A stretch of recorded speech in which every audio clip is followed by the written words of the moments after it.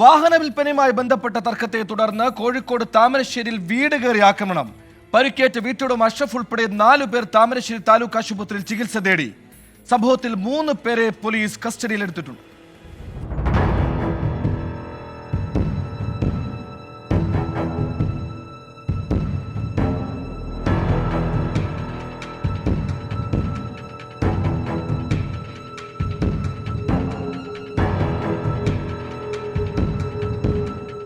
ഇന്ന് ഉച്ചയ്ക്കാണ് ബൈക്കുകളിലും കാറുകളിലുമായി എത്തിയ സംഘം വീട്ടിൽ കയറി ആക്രമണം നടത്തിയത്.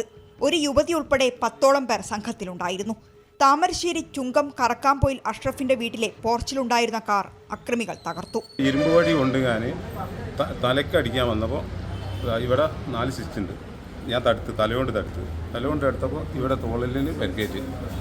പിന്നെ ഒരു അന്തരീക്ഷം മാതിരി സൃഷ്ടിച്ച് ഈ ചെറിയ 1.5 വയസ്സുള്ള 2 ഇരട്ടക്കുട്ടികളാണ് എനിക്ക്. അവരെ പിടിച്ച് നിലത്തടിക്കാൻ നോക്കി വീട്ടിൻ്റെ ഉള്ളിലേക്ക് കയറി വന്ന് മൊത്തത്തിൽ ഒരു കലാഭൂമിയാണ്. നരിക്കുനി സ്വദേശിയായ ഷാഹിന അറിയാതെ അവരുടെ പേരിലുള്ള കാർ ഭർത്താവ് വിൽപ്പന നടത്തി. ഈ കാർ വാങ്ങിയത് അഷ്റഫാണ്. ഇതാണ് തർക്കത്തിൽ കലാശിച്ചത്. ആക്രമണത്തിൽ പരുക്കേറ്റ അഷ്റഫ് ഉൾപ്പെടെ 4 പേർ താമരശ്ശേരി താലൂക്ക് ആശുപത്രിയിൽ ചികിത്സയിലാണ്.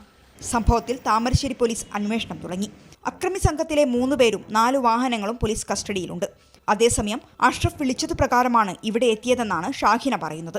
24 കോഴിക്കോട്.